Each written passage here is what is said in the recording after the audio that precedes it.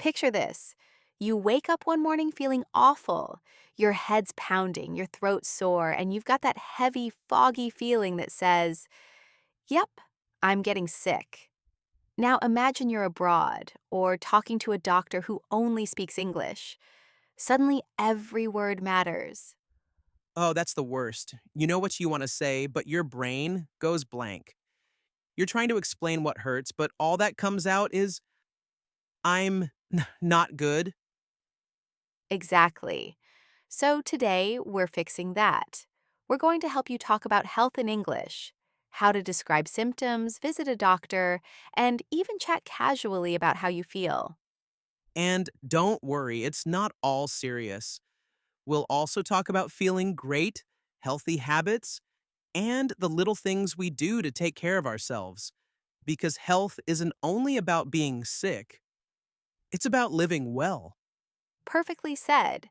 And just like always, you don't need to memorize a list of medical terms. We'll use natural, everyday English, what real people actually say. So let's start with something simple but essential: how to talk about how you feel. Imagine a friend asks, "How are you feeling today?" There are 100 ways to answer depending on your mood or energy. Right.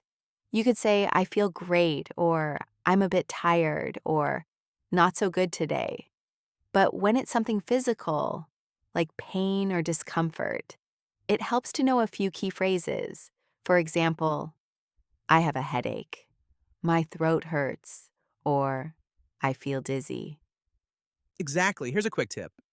In English, we often say, for most health problems, I have a cold, I have a stomach ache, I have a fever. But when it's more general, we say, I feel, like I feel tired or I feel weak. And if something hurts, we say, "My hurts," like "my back hurts" or "my leg hurts." You can also say, "I have pain in my," but that sounds a bit more formal, something you tell a doctor. Speaking of doctors, that's often when learners start to panic, trying to explain what's wrong in English. But don't worry, we'll walk you through that too. Before we get there, though, let's stay with everyday life. You know those little conversations where people ask, "Are you okay?" Or "You look tired." Oh, yeah, like when someone says, you don't look well, and you're trying to be polite but honest. You could say, yeah, I think I'm coming down with something. That means you feel like you're getting sick soon. Good one. Or, "I didn't sleep well last night." That's an easy, natural way to explain why you're not feeling your best. And for something minor, you could say, it's just a cold, or nothing serious. Here's a small role play to make it real. I'll be the friend checking in, and you're not feeling great. Okay, let's go. "Hey, Tom, you don't look so good. Are you okay?" Yeah, I think I'm catching a cold. My throat's sore. "Oh, no. Did you sleep at all last night?" Not much. I was coughing a lot. "Poor thing. You should rest and drink some tea." Yeah, that's the plan. See? That's a full conversation with simple, natural English. You don't need fancy words. You just need the right rhythm. And it's exactly what you'd hear between native speakers. The goal is to sound real, not rehearsed. Right? In the next part, we'll dive into what happens when you actually visit a doctor, how to explain your symptoms and understand the questions they ask. Because if you can do that in English, you can handle anything. So you've decided you need to see a doctor. Maybe your fever hasn't gone down or your cough just won't stop. Either way, this is the moment when your English really matters.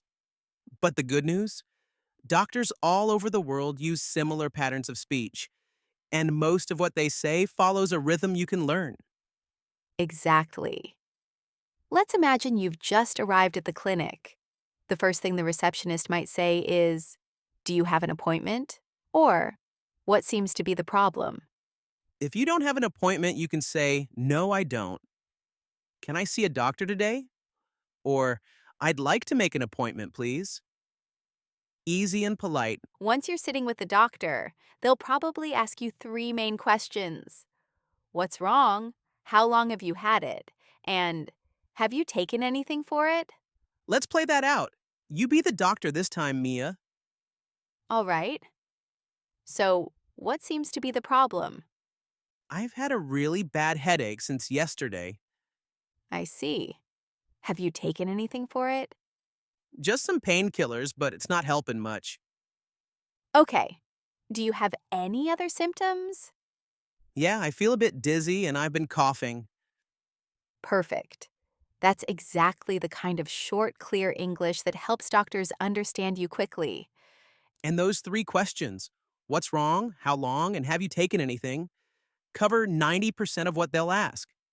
Sometimes they'll also ask, do you have any allergies? That means, are there any medicines or foods that make you sick? You can answer, no, I don't, or yes, I'm allergic to penicillin, or I'm allergic to nuts. Simple and direct.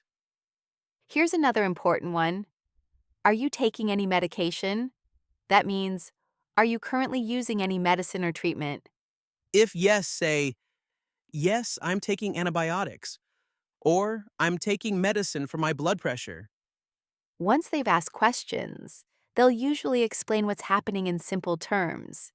You might hear things like, you've caught a cold, it's just the flu, you need some rest, or I'll prescribe you some medicine.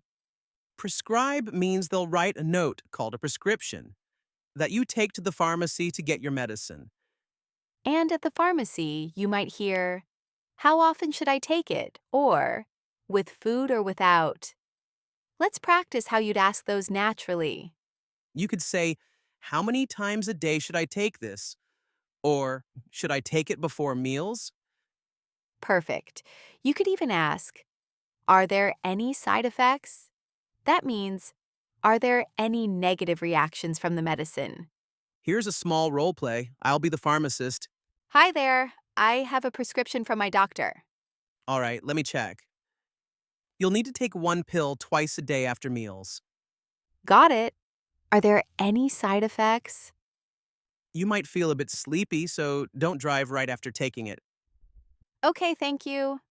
And just like that, you've handled a full visit from clinic to pharmacy with simple, confident English.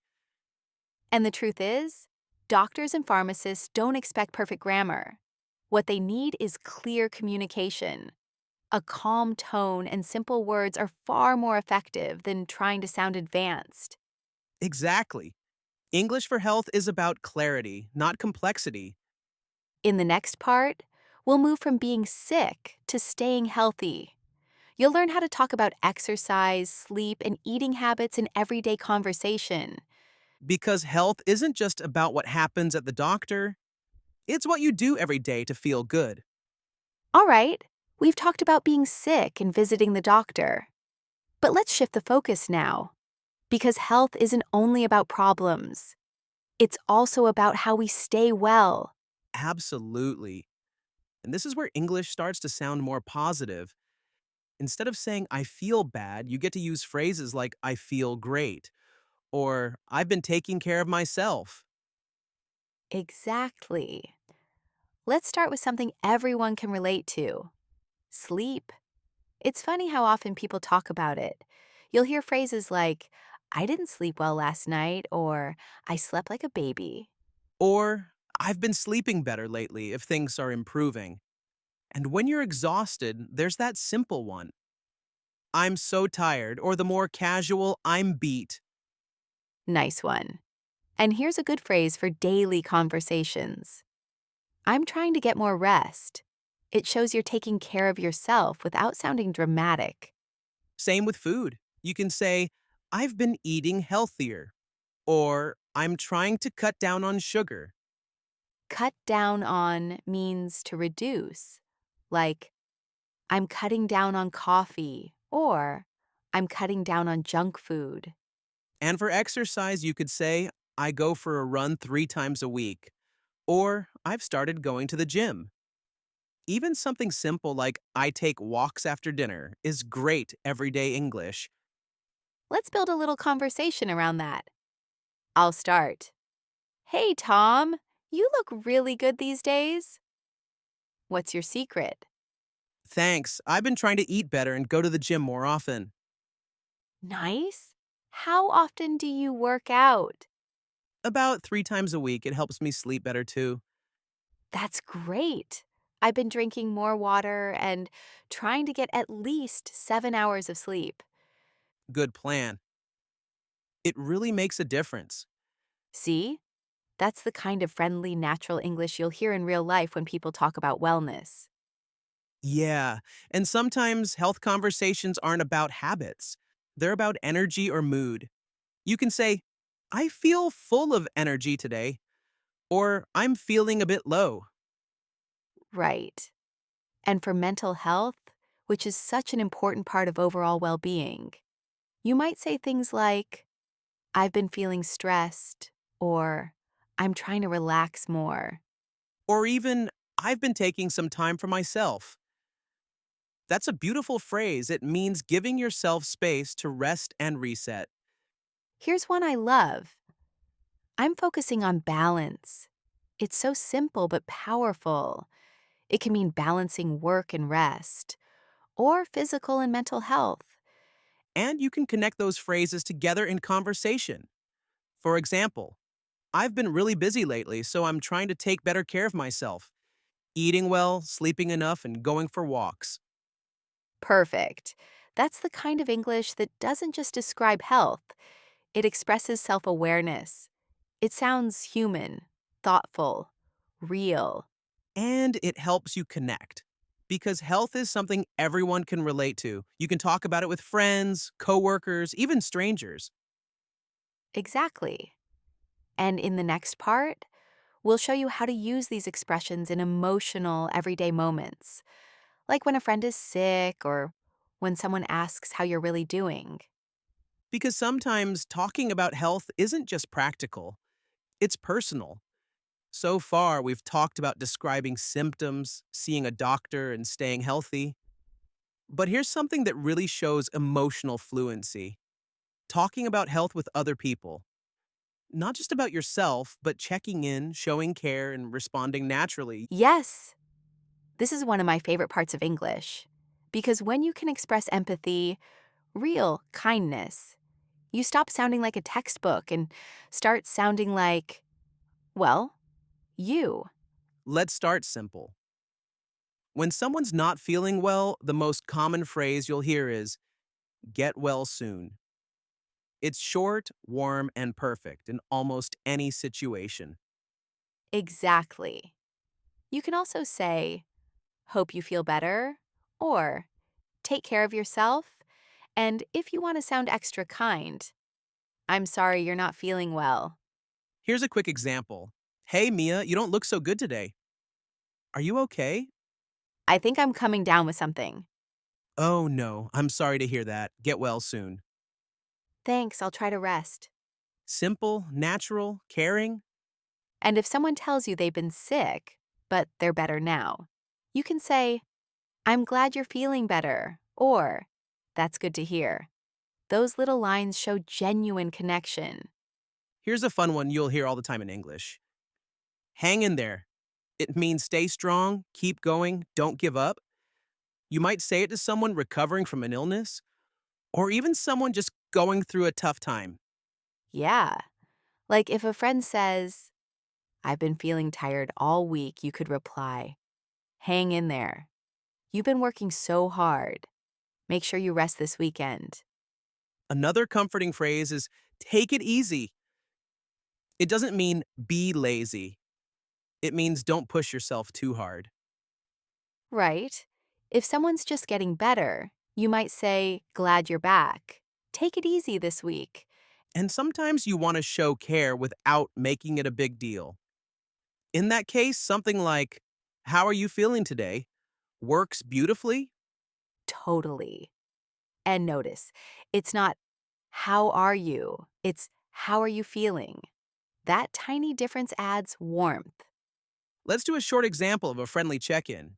Hey, Tom, how are you feeling today? Any better? Yeah, a bit. Still a little tired, but I think I'm getting there. That's good. Just take it slow Will do. and see how natural that sounds. Short sentences, soft tone, and empathy. That's real life English.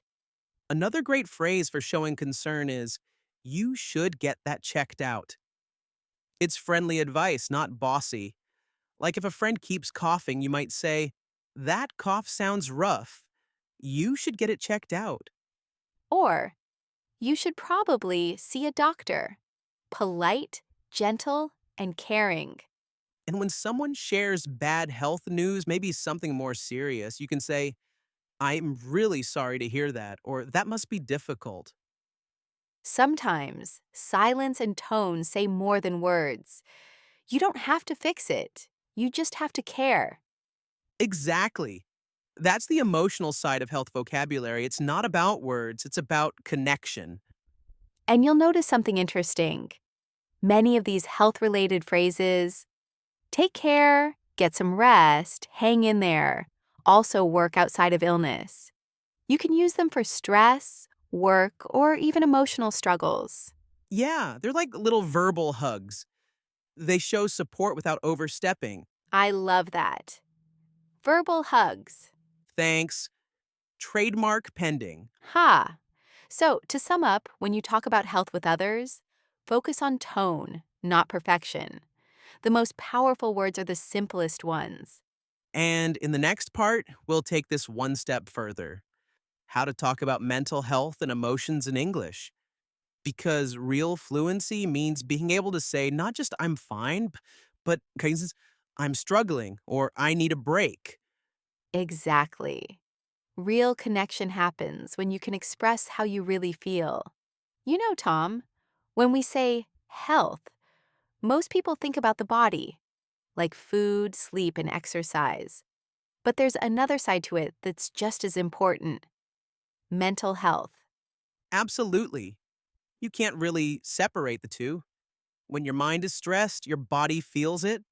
And when your body's tired, your mood goes down. They're completely connected. And the tricky part is, people often don't know how to talk about that in English. They'll say, I'm fine, even when they're clearly not.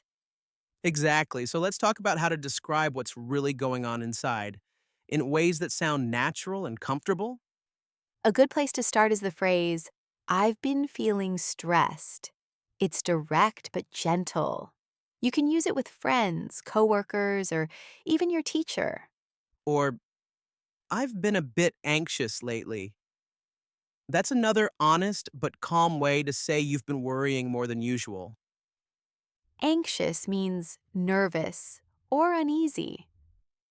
It's a common word in English when talking about mental health. And when you're feeling low, you can say, I've been feeling down, or I've been in a bit of a funk. Those sound natural and emotional, but not heavy. In a funk is such a great phrase. It means you're in a bad mood for a while, but it's temporary. Like, I've been in a bit of a funk this week, but I'll be fine.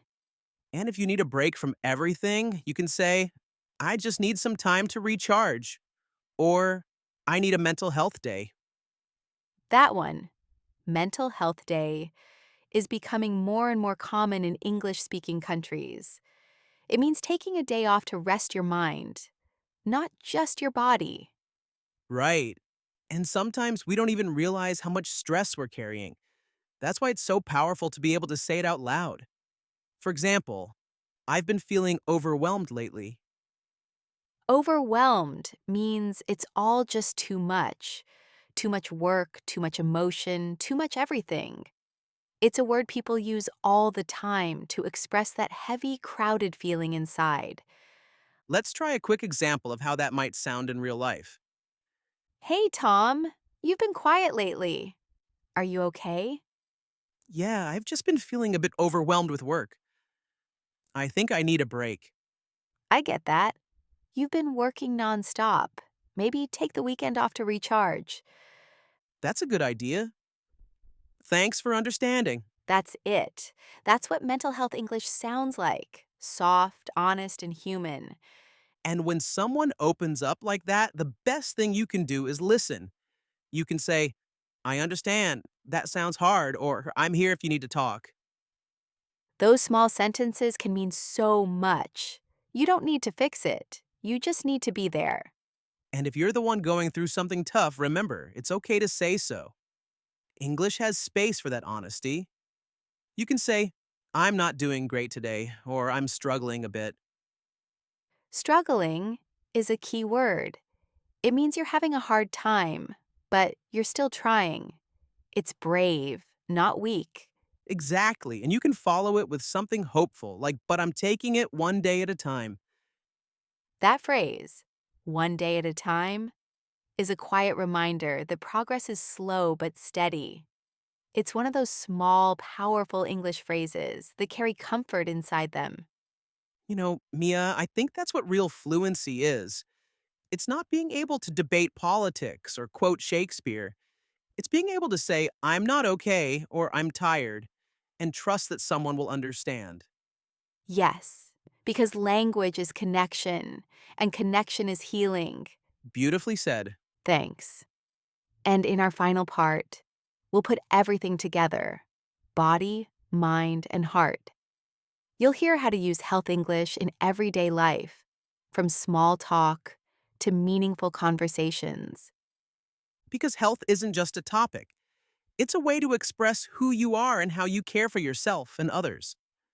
So, we've talked about describing symptoms, visiting the doctor, staying healthy, and even opening up about mental health. Now it's time to put it all together: how to talk about health naturally in everyday life. Yeah, because real conversations aren't about medical vocabulary. They're about those small, real moments that happen between people. Like when you bump into a friend and they say, you look tired, or when your coworker sneezes for the third time in a meeting. Exactly. Those moments are perfect chances to practice friendly, caring English.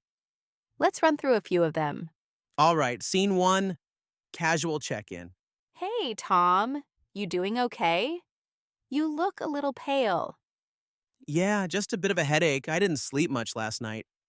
Oh, no? Hope you feel better soon.